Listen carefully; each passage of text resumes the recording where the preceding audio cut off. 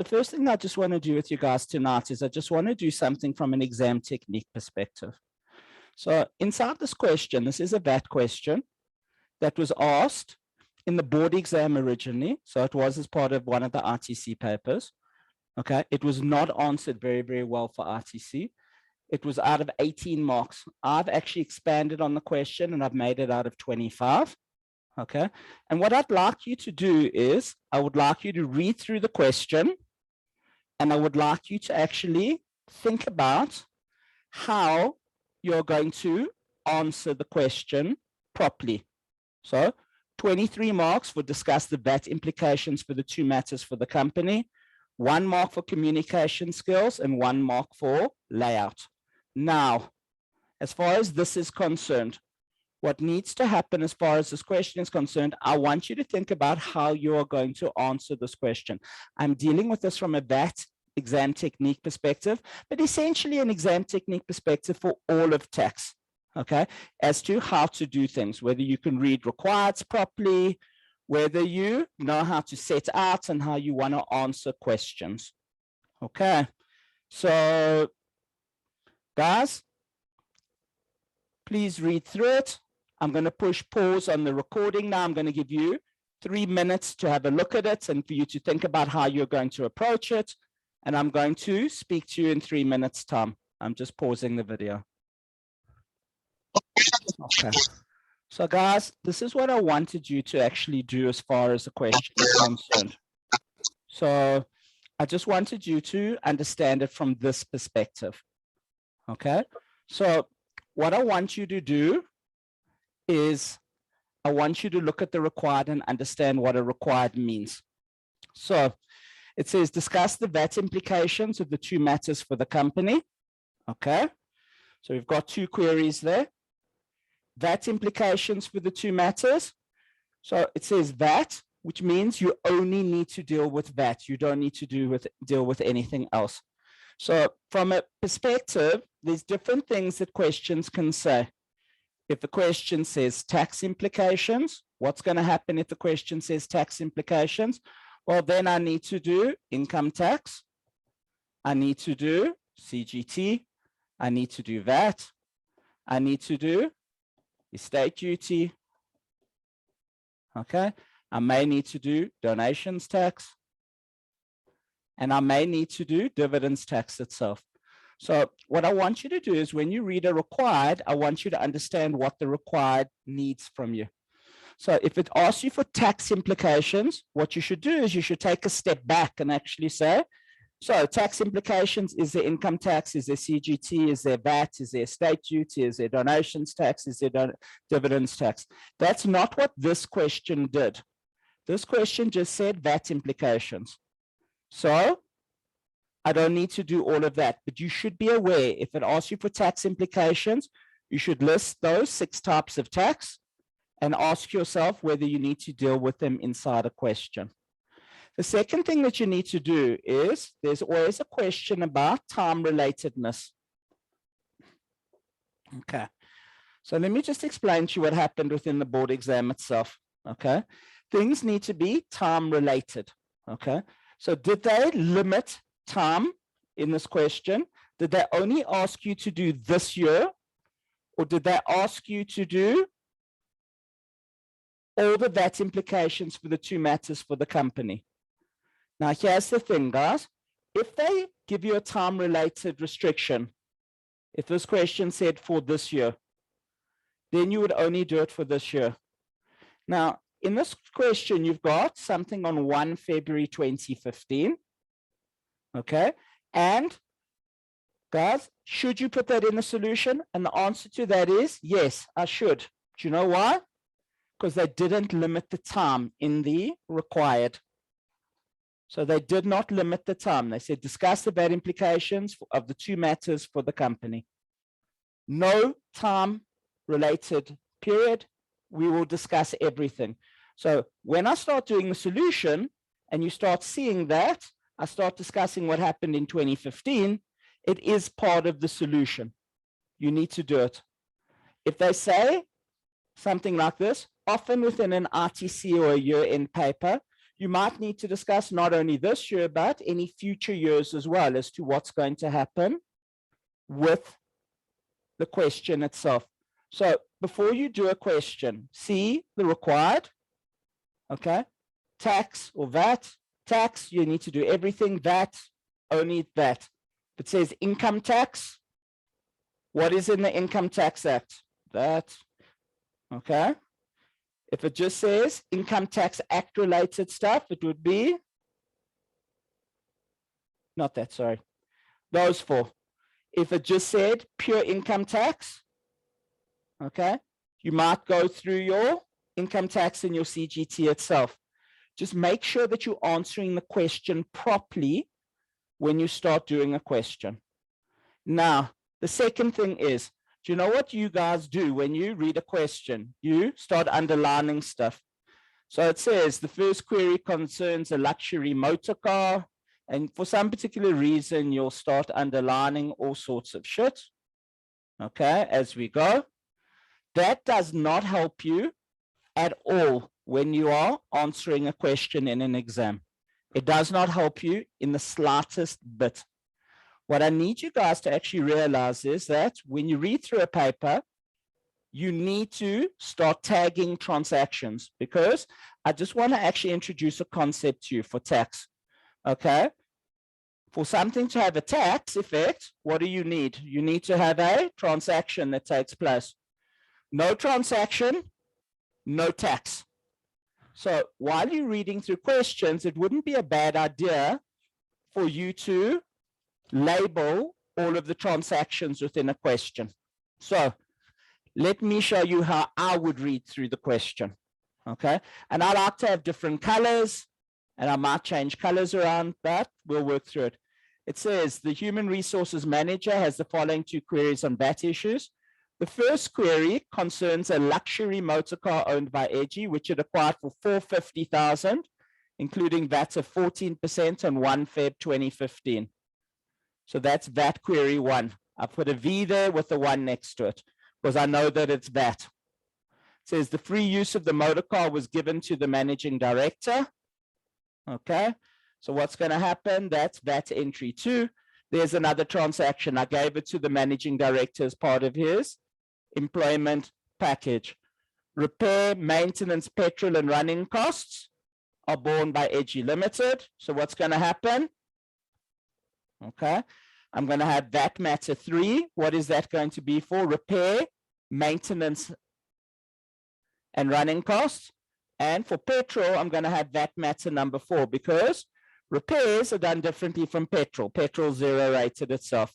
It says there's also a loan on the car and interest is incurred on the car loan. So that's VAT entry 5, the loan, and interest is VAT entry 6. Okay. So the second question concerns one of the EGI salesman who lives in Joburg and flew to Cape Town on a 2-day business trip. Okay. So what's going to happen? There's airfare, which I've got over here. He flew to Cape Town. That's VAT number 7. There's another transaction that I might need to talk about. It says he's a full-time employee of the Johannesburg branch of EGI. For the day he was away, the company awarded him a subsistence allowance. Fantastic. That's number 8. Okay. We could have a VAT implication as well. It says the company paid for his airfare as well as his accommodation and meals. Okay. Accommodation and meals, both entertainment. So I'm going to treat that as VAT entry 9 at a large hotel in Cape Town. The company also provided him with a VW Polo for use in Cape Town.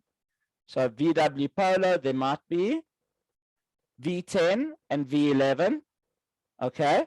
Now I need you guys to understand something. Okay. I'm going to do this and I'm doubling up on this. Okay. Accommodation and meals could be a fringe benefit as well, but it's also for payment. So I'm doing output and I'm doing input. Free use of a car, I've got output, V10A, I've got input to do as well. Whenever you're dealing with fringe benefits in an exam, you need to make sure that you deal with the output and the input as well. So whenever you give something to an employee, you need to explain whether there's an output on the fringe benefit given, or if it's not a fringe benefit, and then an input as well. Okay, so short-term insurance of 575 was paid. Number 11. In addition, as well as life insurance of 100 Rand a day, that's VAT entry number 12. Okay, says the salesman took out a client to dinner, paying 575, including VAT on the meal. That's VAT number 13. Okay, the salesman portion of the expense was 201 Rand. And that's VAT 13A as well, because I'm going to need to do output and input just in case as to whether there's something in there. Now, guys, let me just explain. If you did this while you read through a question, what's going to happen is that you are now going to be in a position of much better power to answer this question over here. Because if you have a look at stuff, I've got 13 items plus, that's 14, 15, 16 items that need to be discussed. It's out of 23. Okay, because I've got so many items that I'm going to be discussing, I can get an idea of how much detail I'm going to answer the question in. And guys, what's really, really important as we do this to actually answer a question is that you should make sure that for every single transaction that you've got, that you put it somewhere down in a solution. So you should try put it into a solution. So what's going to end up happening with this, guys? You're going to have to put it into a solution, okay? And watch how I answer this question itself, okay? So I know that I don't have huge amounts of spare marks. I've already 16 of the marks are going to be for dealing with 16 items inside this question itself. So 16 of the marks are going to be dealing with 16 items within this question. So what are we going to do with this? We're now going to have a look at the question. Okay. And guys, I'm going to just do a little bit of exam technique with you as far as VAT questions are concerned. So the thing is, do you want to be discussing time of supply and value of supply for each individual item? Or would you rather just deal with it once, and then if there's a special rule, you're going to deal with it a little bit more later? So what I always try to do at the beginning of the question is, if I'm dealing with, and you'll see a question later, there's like 5 insurance claims. I will always put the general rule for insurance claims first, so that I don't need to keep on repeating it later on. I can actually answer the question itself. So what should I do from a general perspective if I get a VAT discussion question itself? I should start off with these 3 items. It says the input tax credits may be claimed on a valid business expense when the vendor is in possession of a valid VAT invoice. So effectively, guys, you can't claim VAT unless you've got a valid VAT invoice itself. And if I was given a discussion question out of 25 marks, there's absolutely no doubt in my mind that I would actually start by putting that into a solution itself.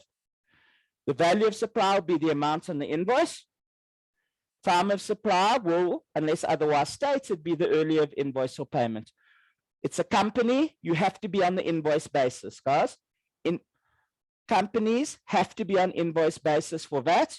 Only individuals with a turnover of less than 2.5 million are allowed to be on the payments basis. So you knew this is for a company, it's going to be on an invoice basis. And time of supply in general for an invoice basis is always earlier of invoice or payment. Okay, so let's carry on with this question itself. So guys, what I'm going to do is I'm going to show you how I would answer a question. Now, guys, there's a really, really interesting question that I always ask all students, and that is, why do dogs lick their balls? Okay, and it's a very, very important question. Why do dogs lick their balls? Let me explain why. Because the answer is because they can. Okay, now I know that you're going to learn really, really hard for your year-end exam, and I know that you are going to know lots and lots of stuff. It does not mean that you need to write everything that comes into your head down on a piece of paper, okay? Because if you want to write down everything that comes into your head onto a piece of paper, you'll be no better than that dog that is licking its balls, because you'll be doing it because you can. Now, let me just basically refer to what I'm talking about. There are 23 marks in the solution. There are 16 items to discuss, okay? You are not going to write down 3 points for every single item that's actually sitting here inside the solution itself.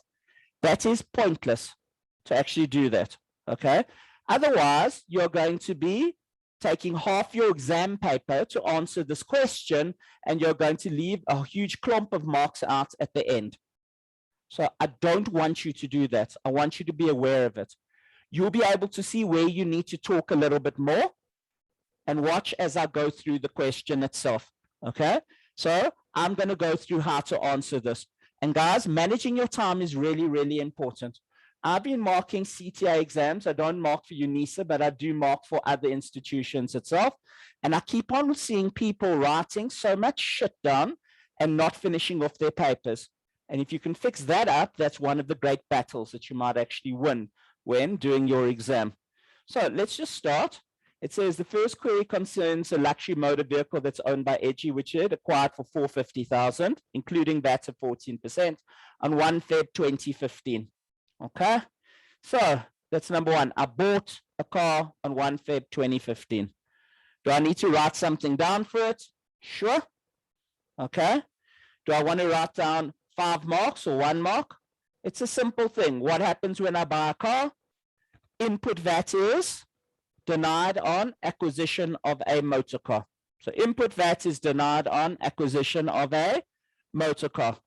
I don't need to go into huge detail, okay?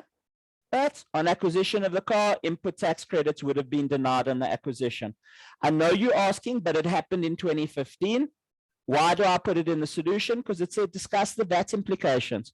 It didn't put a time period down. It just said all VAT implications. So it happened in 2015.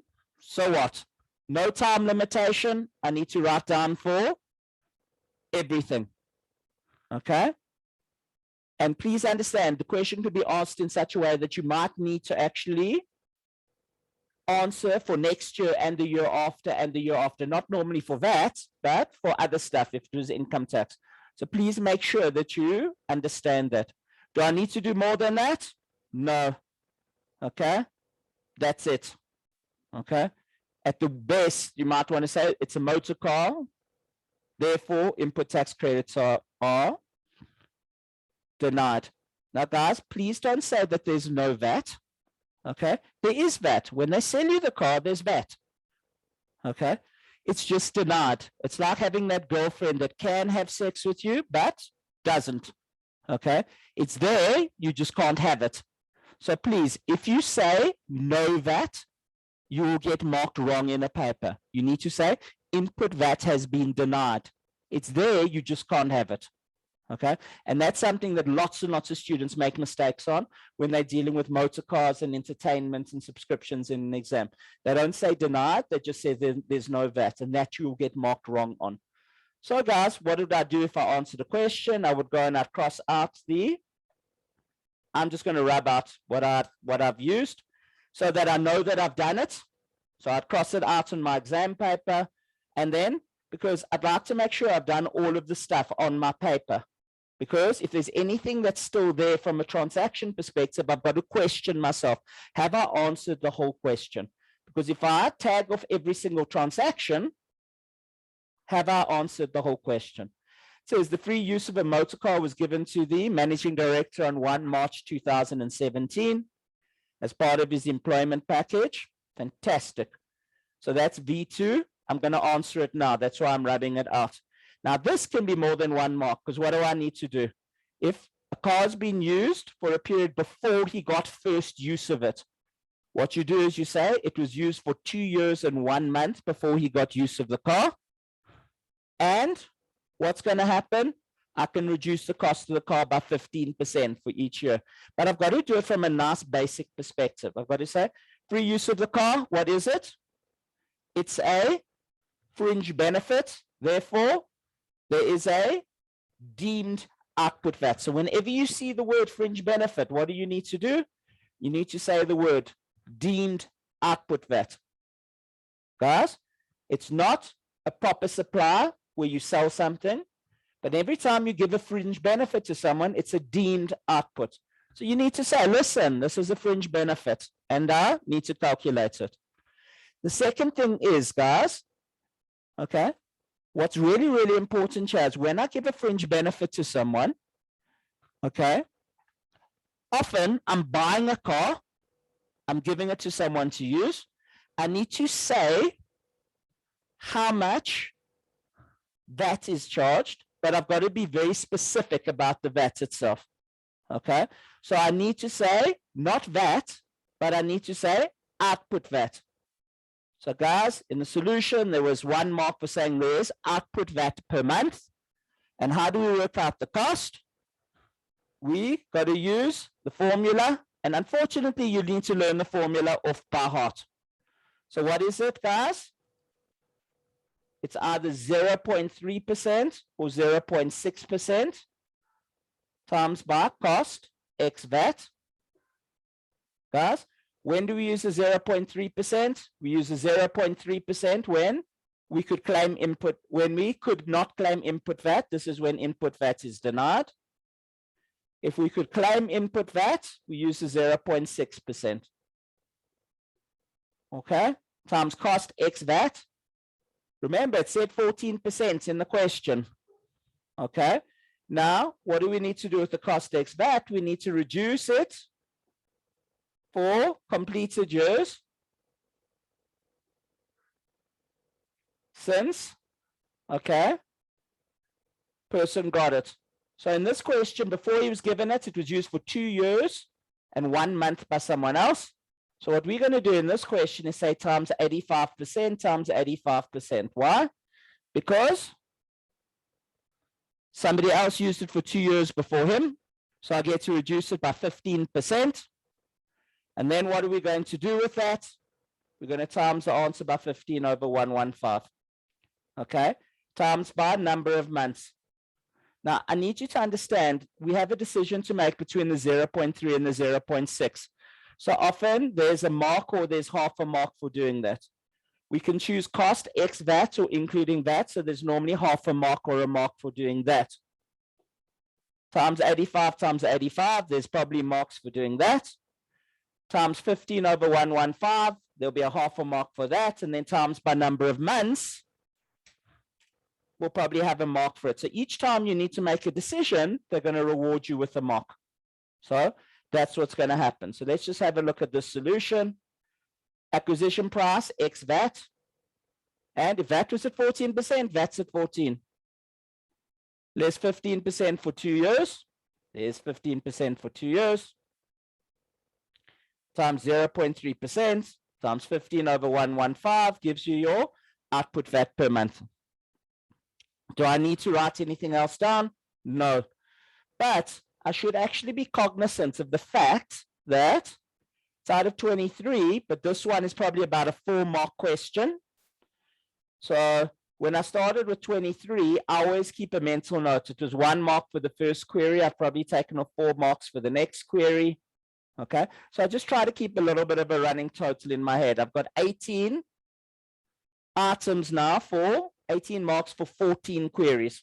So I've answered quite a bit of the question itself.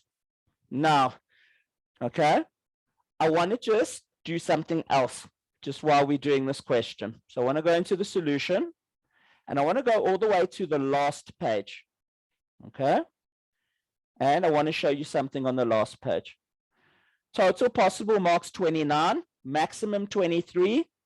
Okay. So there's 6 bonus marks on this mark plan that I'm doing with you now. Okay. So there are 6 bonus marks on this mark plan. Will that always happen with a discussion question in an exam? Yes. There's always extra bonus marks in a question. So I would always, if there was a discussion question, always assume there's 20 to 30% more marks available in a discussion question. If it is a number crunch question, okay, as far as board rules are concerned, and your university will actually do exactly the same thing with it.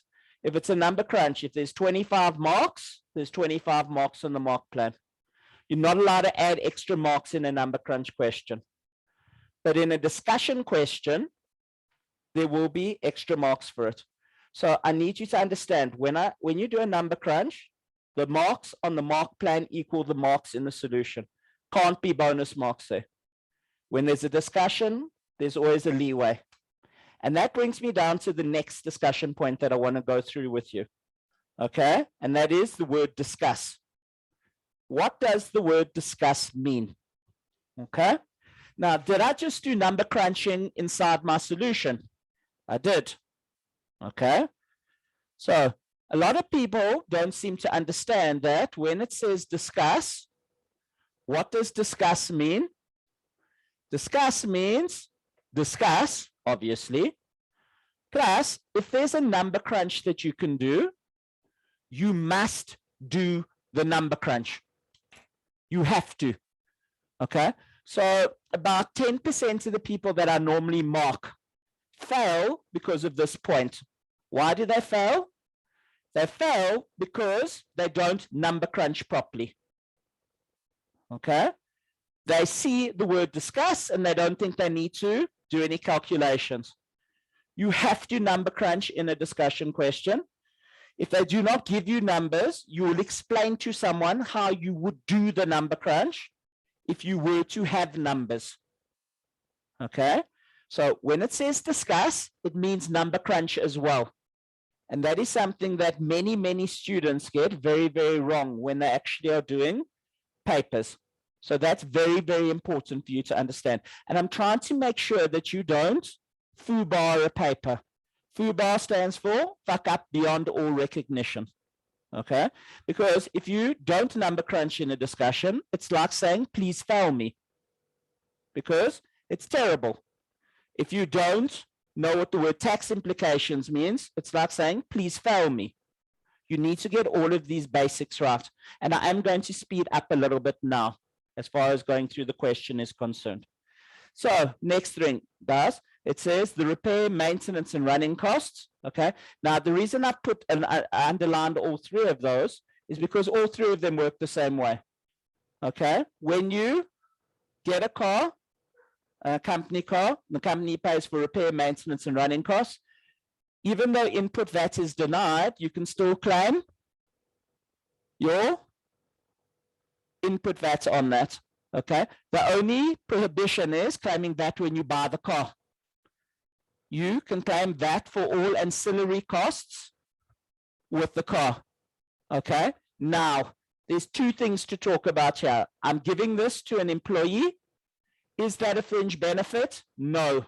Why is it not a fringe benefit, guys? Okay.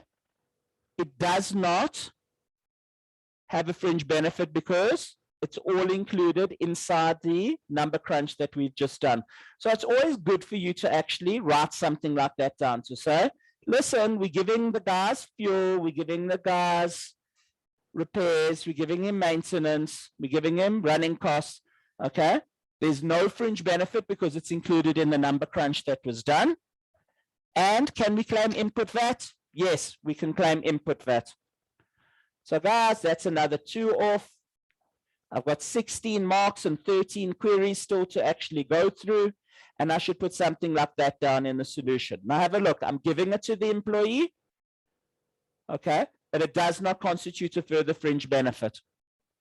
So I need to tell the person. I don't need to include it. I've already included it into there. And we will be able to claim input credits on the repair, maintenance, and other running expenses. Okay. Next. What have we got? As far as the question, I'm just going to rub that out, the V4, sorry. Okay, V5, there's petrol as well, sorry. V3 and V4, what am I going to do with petrol? I've already said that it's not going to be a fringe benefit for them, but can I claim that when I buy petrol? No. Why? It's zero rated. So I'm just going to be there. And I know I don't need to write huge amounts down because the simple fact is that it's a limited mark plan. I know how many transactions are there and I need to be brief. Where I need to do it in more detail, I'll write a little bit more down. So let's go back. Next one, there's a loan on the car. So what's going to happen with a loan on the car? Guys, when a loan is given on a car, it's an exempt financial service. Okay. And, okay, we should say that in the solution, but have a look here. It wasn't put into the board solution. And let me just explain something to you. Can you be given a mark for something that is not on a mark plan? Can you be given a mark for something that is not on a mark plan? And the answer is no. And I don't care whether you are right. If you wanted to write down, listen, loans are not subject to that because they're exempt financial services. There's no disputing that is right. There's no disputing that that could be on the mark plan. But here's the thing. When I get asked to mark a paper for a university, I cannot give someone a mark for something that is not on the mark plan. So with UNISA, let's imagine there are 2,000 people writing this exam. Okay, so I'm using UNISA as an example. There might be 15 or 20 markers that are marking the same question. Everybody has to treat you the same. So I want you to get something out of your mind while you're actually studying for exams. Okay, if it's not on the mark plan, you're not going to get a mark for it. Tough shit. That's why it's hard to pass auditing. Why is it hard to pass auditing? Because the simple fact of the matter is that it is hard to pass auditing because you don't need to get a mark that's on the mark, don't need to get a mark that's relevant. You need to get a mark that's on a mark plan. If it ain't on the mark plan, you're not getting a mark for it, just as a matter of interest. Okay. And that's just the way that it is. And if you sit there and say, but it's a control, maybe it is a control. And for auditing, maybe it's not audit relevant. If they say in the question that you inspect the signature to make sure that the sales manager goes through all the outstanding order lists on a daily basis, and you say, why is that not in the solution? It's because it's not audit relevant. You care about what sales have been made, not what sales haven't been made. As an auditor, you're worried about what's there, not what's not there. And I'm not saying it's not a control, it's a management control. It won't be on your solution. So get out of this thing, I will get a mark. There's discretionary marks, there aren't. Either it's on the mark plan or it's not. So please just understand that. Okay, let's carry on as far as this is concerned. I'm going to speed up and then I'm going to do a huge clump of theory for about 2 hours with you. I'm going to revise all of that with you. So guys, let's just have a look. V6, interest. Interest, there's VAT. Is there VAT? No. Why? Because it's an exempt financial service. There it is, interest cost, so financial service, which is exempt from VAT. Okay, next one. Okay. Guys, what's going to happen? Says the second. So again, do you see that I'm rubbing it out? Or in an exam, you can actually just cross it out if you wanted to cross it out. Just do that. Shows that you've done something and you haven't left something out that you haven't gotten marks for. Because often people forget things and they don't put them into solutions. Next one. Guys, so flew out of town. What's the next one? We've got airfare. Sorry, 7 is B8, subsistence allowance, guys. What's going to happen with the subsistence allowance? It's the supply of cash. What happens with cash? There's no VAT implications on the supply of cash. So guys, what's going to happen? You can either say it's a supply of cash, no VAT, or it's not a taxable fringe benefit. Because remember, supply of cash is not a fringe benefit. A fringe benefit is when an asset or a service is given to someone. And then there's VAT. But if you give cash, cash generally does not mean that there's any VAT on the item itself. Okay, so what else happens, guys? Can we claim an input VAT on the subsistence? So I've dealt with the outputs. I've given this to someone. Remember, whenever you've got something given to an employee, you need to do output. What do you think I need to do for input now? I need to discuss. So guys, as far as amounts paid to employees are concerned, why is there no input? Because salaries are excluded from the definition of an enterprise. You can see. What happens to salaries? Excluded from the definition of an enterprise. And that's the reason. So whenever there's a salary, no input VAT because it's excluded from the definition of an enterprise. It is not an enterprise as defined. And that's what happens. That's why there's no VAT on salaries. Let's go back to the question. Again, I would just rub out stuff as I go. Okay, airfare now. So what would I do with airfare? I've paid for airfare through to Cape Town for my staff member. Can I claim charge output VAT on it? No, it's a business cost. This is not me giving something to the employee as part of his salary. This is a business cost. So 1 mark for that. And then there's another mark for doing what? Another mark for saying, but I can claim input VAT because local travel is subject to VAT. So 2 marks here. Airfare, not a fringe benefit because it's a business expense, so there's no deemed supply. But I may claim input tax credits on local airfare because I can claim on local airfare. Next one, notice, I know that I'm not writing huge amounts. Accommodation and meals, I can deal with them together. So what am I going to do? I'm going to say, listen, it's entertainment is defined. With entertainment, input VAT is denied. But if I'm out of town, okay, I can claim input VAT. And by the way, if you're out of town, it's fantastic. If you work in Joburg and you go to Edenvale and have lunch there, you can claim if you are out of town for the day because it's in a different municipal district. So this one, there's a little bit of, you can look to actually claim stuff, even though you're not very, very far away from home itself. So, but you can claim if you're out of town, and it's the same discussion for accommodation and meals. I would combine it together. Let's have a look at the solution. Combination paid is a fringe benefit, but it's given a no value because you're on a business trip. When you go out of town and they provide you with accommodation, no value if you are out of town. Okay. Meal expenses, again, fringe benefit, but again, no value. So whenever you give something to an employee, you need to say, is it a fringe benefit? Yes, but I'm out of town. There's a no value attached onto it. And then from an input perspective, constitute entertainment as defined, away from your usual place of residence for at least 1 night. Input tax credits maybe will be claimable. Okay, so you can claim your input tax credits on that.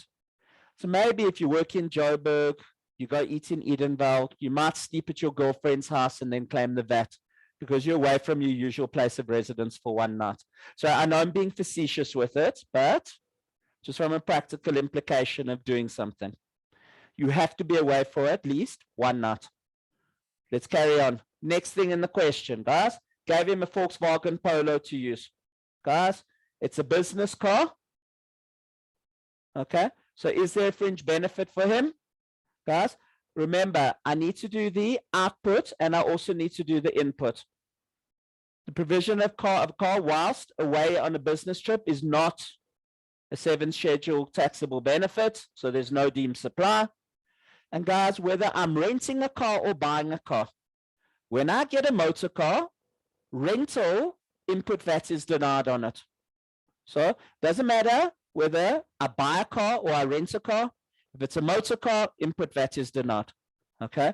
The word is supply of a motor car, input VAT is denied. So it could be rent, it could be purchase. So input VAT is denied. Let's carry on. Guys, short-term insurance of 575. Can I claim for short-term insurance? Absolutely. It's got nothing to do with the employee, so I'm not going to discuss an output VAT. So you may claim input VAT back on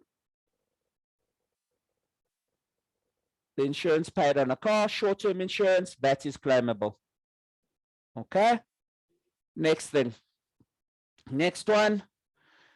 It says, so that's insurance of 100 a day. That's there. Long-term life insurance, sorry. Life insurance, 100 Rand a day. Life assurance is an exempt financial service. So what do we need to do in a solution?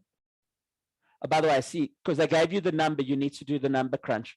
Assurance, life insurance, no VAT on life insurance. Cannot claim VAT on life insurance. And then, guys, what's going to end up happening as far as this is concerned? Guys, the last thing, took out a client for dinner. The client ate certain things, I ate other things. 575 was for dinner, 201 is for me. I'm out of town, therefore I can claim.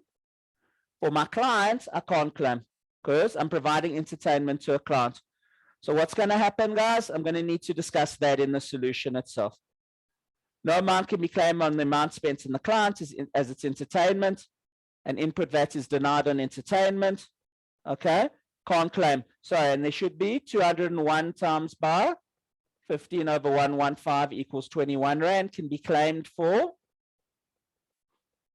me because I'm out of town. I think it was discussed higher up. Sorry, I think this is actually in the meal section. It's already discussed here. There we go. There it is in the solution. It's discussed in that part of the solution. Okay. So I hope this just helped you from an exam technique perspective, just on how to do it. Just again, when you actually do things from an exam technique perspective, please discuss means number crunch and discussion. Where you can number crunch, you will. So the 575, you number crunch. The 201, you number crunch. The 450,000, you number crunch. They've given you numbers. You have to number crunch it. Okay.